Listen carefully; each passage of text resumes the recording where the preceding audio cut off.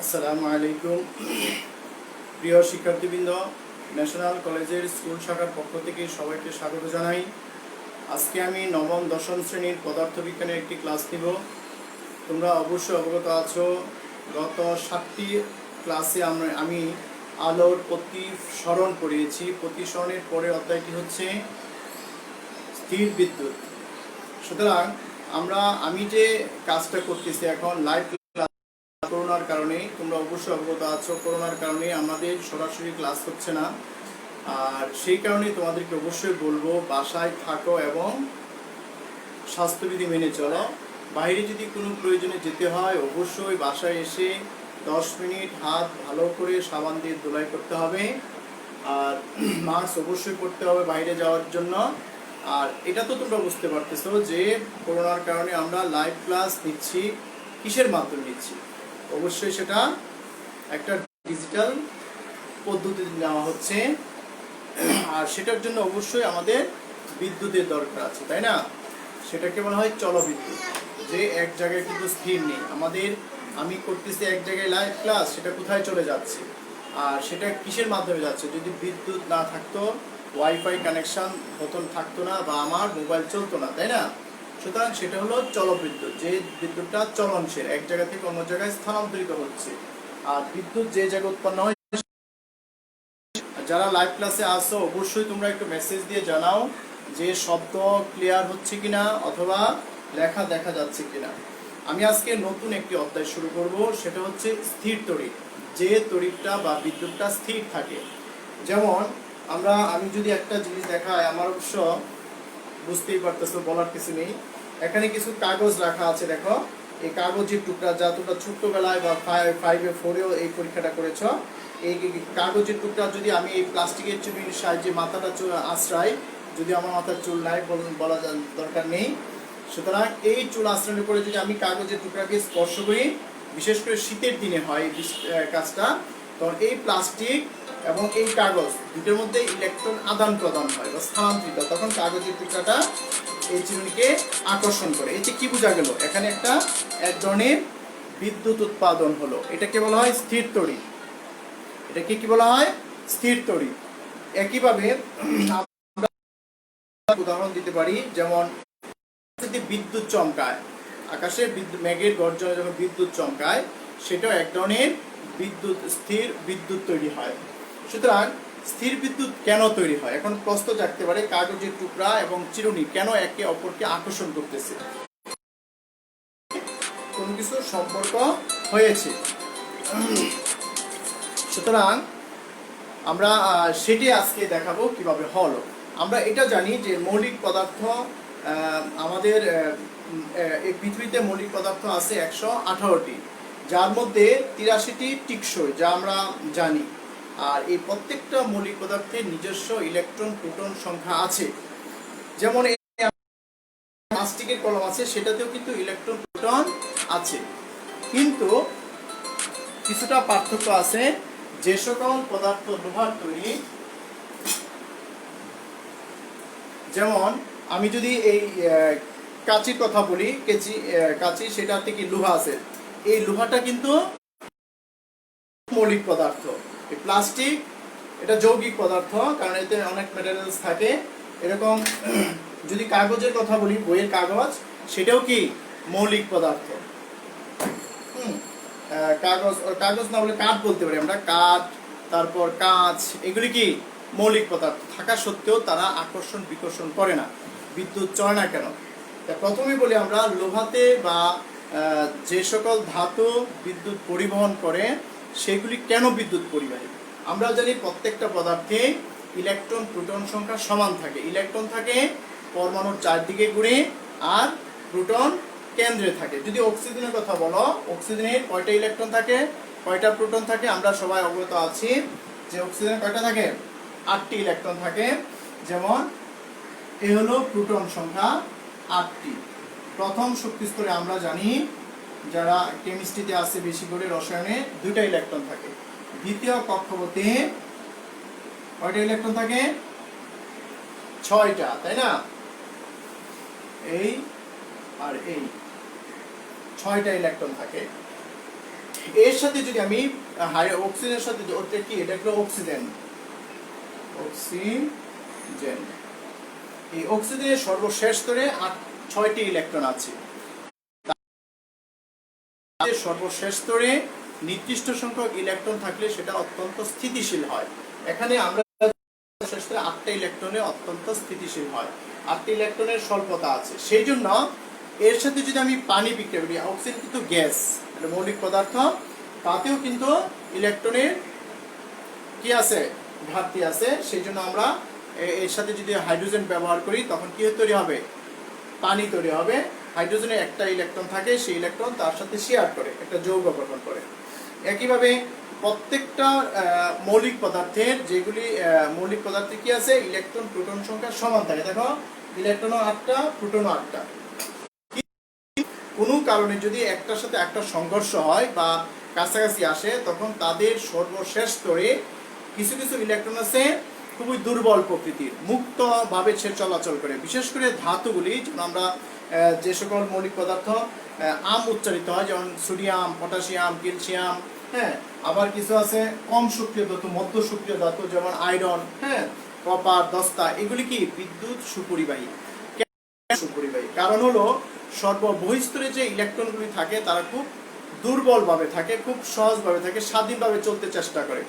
যখনই কোনো আরেকটা পদার্থের সংস্পর্শে দেওয়ার বা নেওয়ার একটা প্রবণতা থেকে যায়, সেই জন্য ধাতু বিদ্যুৎ সুপরিবাহী হয়, যেটা আমরা জানি মুক্তজোড়ী, যেটাকে মুক্তজোড়ী ইলেকট্রন বলা হয়। আর এই যে প্লাস্টিক বলো বা কাঠ বলো, তাদের ইলেকট্রন সংখ্যা, প্রোটন সংখ্যা খুব দৃঢ়ভাবে আবদ্ধ থাকে, এত শক্তভাবে আবদ্ধ থাকে, অন্য কোনো বস্তুর সংস্পর্শ আসলেও সে কি হয় না, ইলেকট্রন আদান প্রদান করে না। যার কারণে কাঠ, তারপর কি কাঁচ, এগুলি কি বিদ্যুৎ অপরিবাহী। এখন যদি পরীক্ষা আসে যে বিদ্যুৎ, কাঠ কেন বিদ্যুৎ অপরিবাহী, তো অবশ্যই আমাদের বলতে হবে যে প্রত্যেকটা মৌলিক পদার্থের যতগুলো ইলেকট্রন আছে সে সমান সংখ্যক প্রোটন আছে, কিন্তু এই ইলেকট্রনগুলো প্রোটনের সাথে খুব শক্তভাবে আবদ্ধ থাকে, যার কারণে এই কাঠ, কাঁচ বিদ্যুৎ অপরিবাহী। আর ধাতুগুলো, ধাতু বিশেষ করে যেগুলি রূপা, তামা, দস্তা বা এগুলি বিদ্যুৎ সুপরিবাহী। এই কারণেই সর্ববহিস্তরে যে ইলেকট্রন থাকে তা খুব কিভাবে থাকে, মুক্তভাবে থাকে, এই জন্য বিদ্যুৎ সুপরিবাহী হয়। আচ্ছা, এ হলো তোমাদের পরমাণুর কথা। আর এই পরমাণু যখনই, একটা মৌলের পরমাণু যখন ইলেকট্রন দান করে, সে কি হয়ে যায়, দান করা মানে কি পজিটিভ হয়ে যায়, যে গ্রহণ করে সে ঋণ হয়ে যায়। মনে করো আমি যদি কাউকে টাকা দান করি, তখন আমার ভিতরে একটা অন্যরকম ফিলিংস থাকবে, সেটা আমি পজিটিভ পয়েন্টে থাকবো, কোনো মাথা নিচু করে থাকবো না। আর যে ইলেকট্রন গ্রহণ করে সে নেগেটিভ পয়েন্টে থাকে, সে হচ্ছে ঋণাত্মক, মানে যে ঋণ নেয় সে ঋণাত্মক, যে নেয় সে ঋণাত্মক। সুতরাং যে ইলেকট্রন দান করে সে হচ্ছে ধনাত্মক। যেমন সোডিয়াম ক্লোরাইড, এখানে দেখো সোডিয়ামের ইলেকট্রন সংখ্যা কত, 11। ইলেকট্রন বিন্যাস যদি আমরা করি তখন 281, এই একটা ইলেকট্রন দিতে পারে। এই একটা ইলেকট্রন দিয়ে কি করে, সোডিয়াম প্লাস আয়নে রূপান্তর হয়। অপর পক্ষে ক্লোরিন ইলেকট্রন সংখ্যা কত, 17, আর ইলেকট্রন বিন্যাস 2, 8, 7। এই সর্বশেষ স্তরে কয়টা ইলেকট্রন আছে, 7টা। আরো একটা ইলেকট্রন গ্রহণ করে সে ঋণগ্রস্ত হয়ে গেল, এই জন্য সে মাইনাস। এতে বোঝা গেল যে ইলেকট্রন দান করে সে হলো ধনাত্মক চার্জে চার্জিত হয়, যে ইলেকট্রন গ্রহণ করে সে ঋণাত্মক চার্জে চার্জিত হয়। এখানে আরেকটা তথ্য তোমাদের মনে রাখতে হবে, যে ইলেকট্রন আসক্তি, যেমন দেখবা তোমরা যদি কোনো বন্ধু বা বান্ধবীদেরকে নিয়ে রেস্টুরেন্টে যাও, দেখবে একজনে বেশি খাওয়ার প্রবণতা থাকে, যে আমি এটা খাবো, আমি সেটা খাবো, এবং দিলে খুব দ্রুত খাইতে পারে। আর সবাই কিন্তু একরকম না, তার মানে কি, তাকে আমরা কি বলি, খাদক বলি, বা যেরকম যাই বলি। এরকম এই সোডিয়াম ক্লোরাইডের মধ্যে দুটোই কিন্তু মৌলিক পদার্থ, যদিও একটা ধাতু একটা হচ্ছে গ্যাস, সেটা ফ্যাক্টর না, দুইটাই মৌলিক পদার্থ, কিন্তু তারা যখন সংস্পর্শে আসে, সোডিয়াম হচ্ছে দানশীল মানুষের মতন, সে খুব দ্রুত ইলেকট্রন ত্যাগ করে, দেখো আমার শেষে একটা ইলেকট্রন আছে, তোকে দিয়ে দিলাম। অপরপক্ষে ক্লোরিনের আসক্তি হচ্ছে সেই ইলেকট্রন গ্রহণ করার জন্য উৎপাদিত থাকে, যে কে আমাকে দিবে, আমি একটা ইলেকট্রন নিতে চাই। তার মানে ইলেকট্রন আসক্তি যার বেশি সেই ঋণগ্রস্ত হয়, যার ইলেকট্রন আসক্তি কম, দান করার ক্ষমতা বেশি, সে হলো ধনাত্মক আধানগ্রস্ত হয়। এইভাবে বিদ্যুৎ উৎপাদনের জন্য এই দুইটা তথ্য খুবই ইম্পর্টেন্ট। ফারিহা, ওয়ালাইকুম সালাম। নবম শ্রেণী, আজকে কিন্তু অনেক স্টুডেন্ট আসছিল, দেখলাম প্রথম আগে লাইভ ক্লাসে 12-13 জন, এখন দেখা যায় একেবারেই কমে গেছে। সম্পূর্ণ ক্লাস দেখতে হবে, আর কিছু দেখেই যদি মনে করো স্যারে যা পড়াবে তা তো জানি, হ্যাঁ জানো তোমরা অবশ্যই, যারা দশম শ্রেণীতে পড়ো, কিন্তু নবম শ্রেণীর স্টুডেন্টরা একেবারেই অজানা। আর আমি কিছু কিছু তথ্য দিই যেগুলি খুবই ইম্পর্টেন্ট, যেমন ধাতু বিদ্যুৎ পরিবাহী কেন, অধাতু অথবা কাঠ অথবা কাঁচ এগুলি বিদ্যুৎ পরিবহন করে না কেন, এদেরকে কেন অপরিবাহী বলা হয়। প্রত্যেকটা মৌলিক পদার্থেরই সমান সংখ্যক ইলেকট্রন প্রোটন আছে, কারো যাদের মধ্যে ইলেকট্রন প্রোটন খুব দৃঢ়ভাবে শক্তভাবে আবদ্ধ থাকে তারা কোনোদিন ইলেকট্রন আদান প্রদান করে না, বিদ্যুৎ সুপরিবাহী হয় না, এই জন্য এরা কুপরিবাহী থাকে। আচ্ছা, আমি আরেকটা টপিকস নিয়ে আলোচনা করব, যে স্থির বিদ্যুৎ, ঘর্ষণের কারণে যে স্থির বিদ্যুৎ তৈরি হয়। যেমন আমরা শীতের দিন আসতেছে, আমরা জানি যে যারা কম্বল ব্যবহার করো বা যারা উল জাতীয় সোয়েটার বা পরো, তখন দেখবা অন্ধকারে যদি সোয়েটার পরো বা শরীরের সাথে সংঘর্ষ হয়, তখন দেখবা এক ধরনের বিদ্যুৎ চমকায়, আগুনের মতন লুকটা দেখা যায়। সেটা কি? সেটা এক ধরনের স্থির বিদ্যুৎ তৈরি হয়। যেমন এক টুকরা যদি কাঁচ নেওয়া হয়, দেখো কাঁচ, এতক্ষণ বলছি কি কাঁচ বিদ্যুৎ পরিবহন করে না, কিন্তু এখানেও কিন্তু কাঁচে কিছু ইলেকট্রন আদান প্রদান করে, যতই শক্ত আবদ্ধ থাকুক না কেন। একটা কাঁচ দণ্ড নিলাম, কাঁচ, কাঁচ দণ্ডেও কিন্তু পজিটিভ নেগেটিভ সমান সংখ্যক আছে।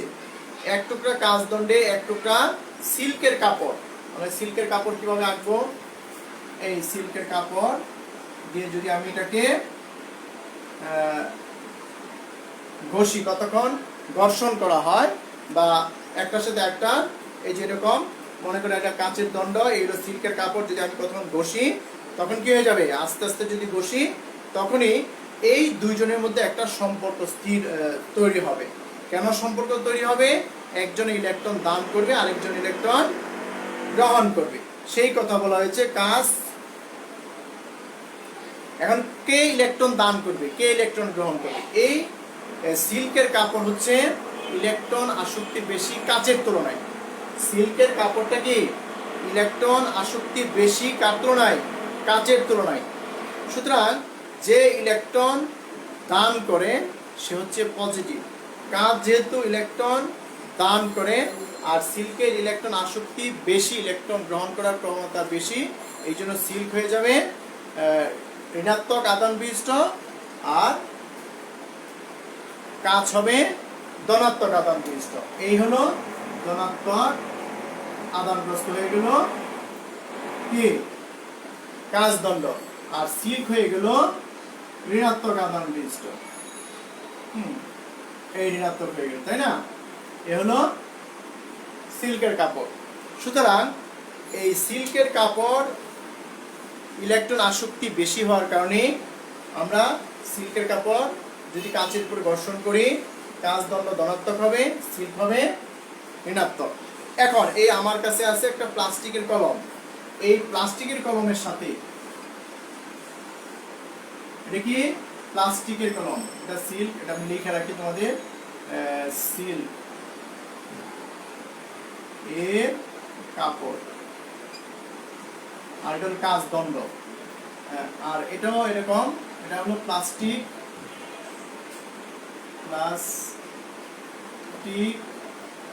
আর এটাকে আমরা কি দিয়ে করব? ফার্নেলের কাপড় দিয়ে। প্লাস্টিকের দণ্ডকে ফার্নেলের কাপড় দিয়ে করব, ঘষবো, ফার্নেলের কাপড়, হ্যাঁ, এই ফার্নেল কাপড়টা যদি ঘর্ষণ করা হয়, এখানে ছিল তোমার সিল্কের কাপড় ইলেকট্রন আসক্তি বেশি, আর এখানে প্লাস্টিকের দণ্ডটার ইলেকট্রন আসক্তি বেশি, এই জন্য প্লাস্টিক দণ্ড ইলেকট্রন গ্রহণ করে ঋণাত্মক আধানগ্রস্ত হবে। প্লাস্টিকের দণ্ড কি হয়ে যাবে? আর সিল্কের ফানেলের কাপড় ধনাত্মক আধানগ্রস্ত হয়ে যাবে। এইভাবে আমরা এইভাবে কি করতে পারি, সিল্কের কাঁচ দণ্ডটাকে ধনাত্মক চার্জে চার্জিত করতে পারি, দণ্ডকে ঋণাত্মক চার্জে চার্জিত করতে পারি। অবশ্যই তোমরা বুঝতে পেরেছ যে আমরা কিভাবে একটা কাঁচ দণ্ডকে ধনাত্মক চার্জে চার্জিত করব আর একটা প্লাস্টিকের দণ্ডকে ঋণাত্মক চার্জে চার্জিত করব। ঋণাত্মক ধনাত্মক ঋণাত্মক ধনাত্মক ঋণাত্মক আদান আছে। এখন এই লোহার দণ্ডটাকে আমি সম্পূর্ণটাই ধনাত্মক চার্জে চার্জিত করতে চাই। কিসের চার্জিত? ধনাত্মক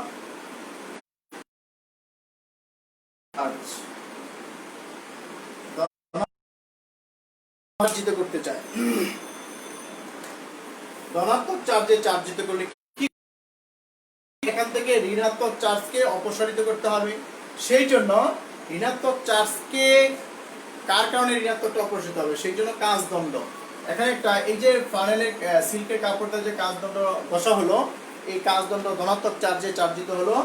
এখন এই লোহার দণ্ডের পাশে, এটা লোহার দণ্ড, দণ্ড, এইটা লোহার দণ্ড,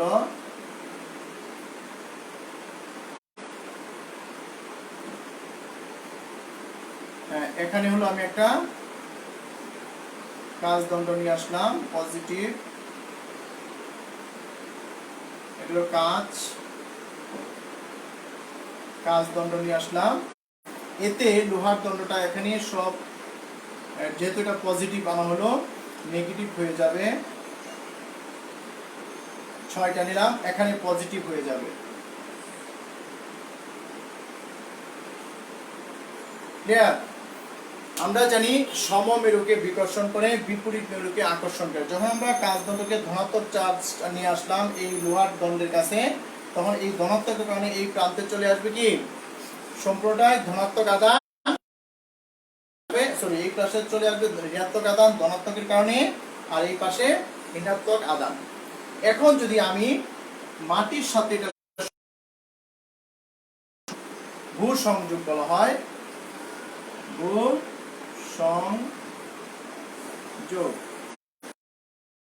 সংযোগ দেওয়ার সাথে সাথে এই ধনাত্মক আদান মাটিতে চলে যাবে। কারণ আমরা জানি পৃথিবী হচ্ছে ঋণাত্মক আদানের ভান্ডার। পৃথিবী কি ঋণাত্মক আদানের ভান্ডার, এই জন্য সে ধনাত্মকটা খুব দ্রুত মাটিতে চলে যাবে। কারণে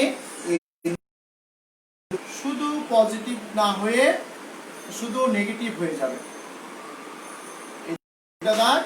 এদিকে 3টা দাগ, এই হলো ঋণাত্মক চার্জে চার্জিত। এটা হলো লোহার দণ্ড,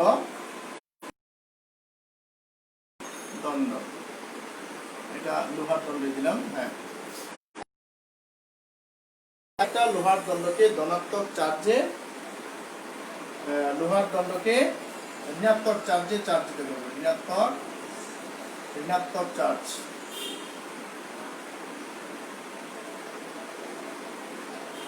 আবার একটু খেয়াল করো, লোহার দণ্ড চার্জে চার্জিত করব যদি বলা হয়, তখন আমরা কি করব, সিল্কের কাপড় কাঁচ দণ্ডে ঘর্ষণ করব, কাঁচ দণ্ড ধনাত্মক চার্জে চার্জিত হবে।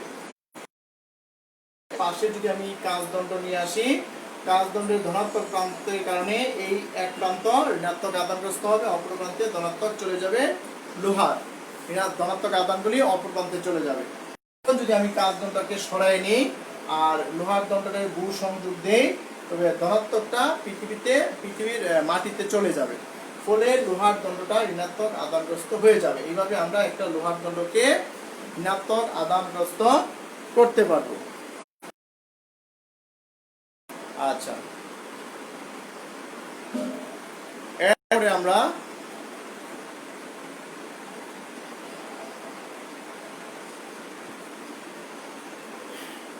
যদি আমি লোহার দণ্ডকে ধনাত্মক চার্জে চার্জিত করতে চাই, কিসের চার্জ? ধনাত্মক চার্জ। লোহার দণ্ডকে ধনাত্মক চার্জে করতে চাই, তখন এই কাঁচ দণ্ডের পরিবর্তে কি নিয়ে আসতে হবে, যে ফানেলের কাপড়ের সাহায্যে প্লাস্টিকের দণ্ড ঘষতে হবে। এই প্লাস্টিকের দণ্ডটা এখানে নিয়ে আসতে হবে। দেখি প্লাস্টিক,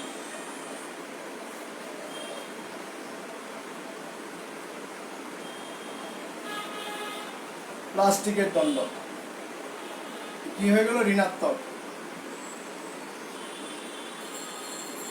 যদি প্লাস্টিকের দণ্ড ঋণাত্মক হয় তবে এখানে কি হয়ে যাবে? সব ধনাত্মক হয়ে যাবে, আর এই পাশে ঋণাত্মক চলে যাবে। এই পাশে কি চলে যাবে? ঋণাত্মক। এখন যদি ভূ সংযোগ করে দেই তখন ভূমি থেকে ঋণাত্মক এসে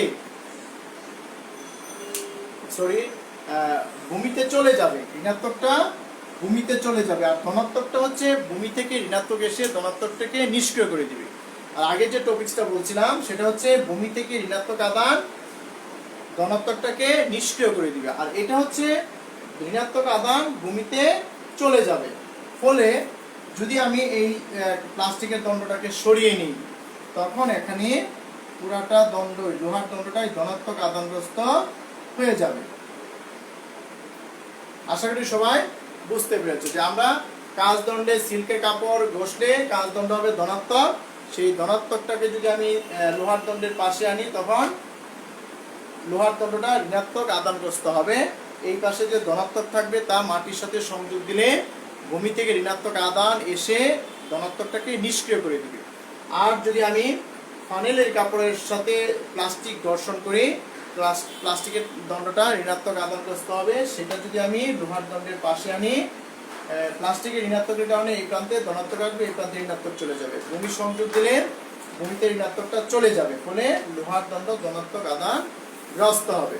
এইভাবে আমরা একটা দণ্ডকে ধনাত্মক চার্জে চার্জিত, একটা দণ্ডকে ঋণাত্মক চার্জে চার্জিত করতে পারবো। আগামী ক্লাসে আমরা এর পরের অংশটুকু আলোচনা করব। তোমরা বইয়ের একটু খেয়াল করো, 10.1-2 দুইটা অংশ পড়ানো হয়েছে। তোমরা অবশ্যই লাইভ ক্লাসে এসে দয়া করে কেউ ক্লাসটা শেষ না করে যাবে না। মাঝে মাঝে দেখা যায় মনে হচ্ছে বেশি মনে হয় স্যারে কিছু পড়াবে না, কিন্তু আসলেই অনেক গুরুত্বপূর্ণ ক্লাস, প্রত্যেকটা ক্লাসই গুরুত্বপূর্ণ। এখানে কয়েকটা তথ্য বলছি, তোমরা সেটা একটু নোট করে বলবা যে স্যার এই প্রশ্নটা খুব ইম্পর্টেন্ট ছিল। সেই প্রশ্নগুলি তোমরা পারলে মেসেঞ্জারে দিয়ে দিতে পারো, আমি দেখবো কেমন বুঝতে পেরেছো বা এই ক্লাসে কোনো উপকারিতা। সুতরাং তোমরা সবাই ভালো থাকো, সুস্থ থাকো। আগামী ক্লাসে আবার দেখা হবে। এই দশম অধ্যায়ের স্থির তড়িৎ নিয়ে আলোচনা করব।